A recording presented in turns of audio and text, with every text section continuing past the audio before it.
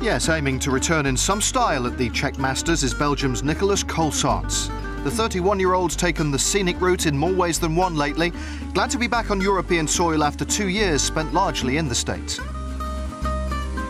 I was a city keeper. I grew up in Europe. I mean, look behind me. You don't get any of that stuff in America. You know, you go back in your hotel room on those highways, and it's you know, it can get pretty depressing. You know, for the golf it's exceptional, but outside of golf, I kind of felt pretty bored. So yeah, it's maybe not for everyone. I'm not saying I'm never going to go back to America, because it's an unbelievable place to play golf. But where I'm in my life now, it's not where I want to be, and I quite enjoy a bit more European scenery right now. Well, Colsaerts was certainly enjoying the ride back in 2012. In the form of his life, 10 top 10 finishes, world match play champion. It all seemed to come so easily. His epic year earned a wild-card Ryder Cup spot, the first Belgian to represent Europe in the event. Nobody else really made the kind of effort I did. You know, I went over to America to play an event where I finished top 10 the week before Gleneagles, where the team was going to be announced. Nobody really made quite a statement at Gleneagles either. Nobody else kind of stood up. He teamed up with Lee Westwood to defeat Tiger Woods and Steve Stricker in the 4 balls at Medina for a valuable point as Europe miraculously retained the cup. It brought out something out of me that it's not been out much. Even in the meanest nightclubs I've been to, I've never been quite in that state.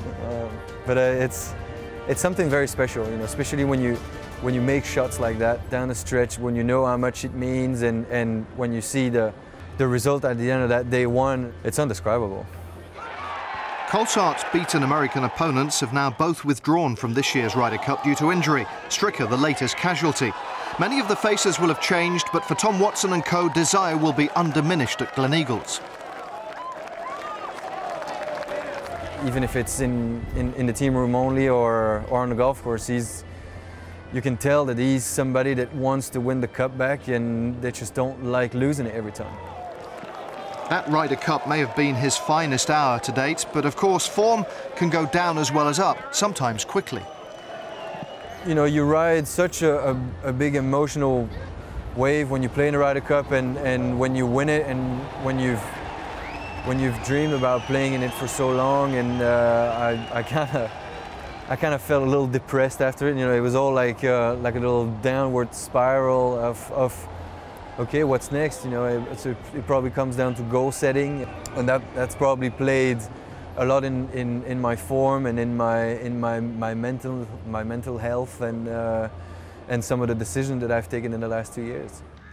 Aside from his tied second in Malaysia in April, pickings have been rather thin this season. He's currently 111th in the race to Dubai.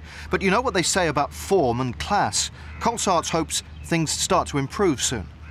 You know, golf is a funny game, because you kind of feel like you play well, but you're always just like one shot behind, and that adds up to 2, 3, and you feel that you don't really quite have the game or the tools to go get these shots that might, you know, end up making a difference. It's just like these little things that are not quite there, and when you add them all up, it feels like you're at the back of the pack. And and if you look at my results and where I'm standing in the rankings, it pretty much reflects the performances that I've put in the last 2 years.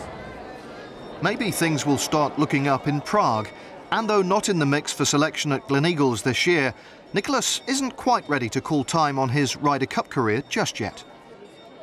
In the end, when you think about it, it's pretty much the only reason I play golf. It's try to tee it up in those events, because it gets you pumped, and you see how much it means to everyone, and you've got someone by your side to look at and get energy off others and give energy to other teammates. It's an unbelievable emotional ride, and when you see the faces of people in the audience, and you see when you hear the noise, and when you feel that inside of you when you pull it off, it's, you know, not a lot of people can live those moments. I was fortunate to live them, and I'd like to live them again.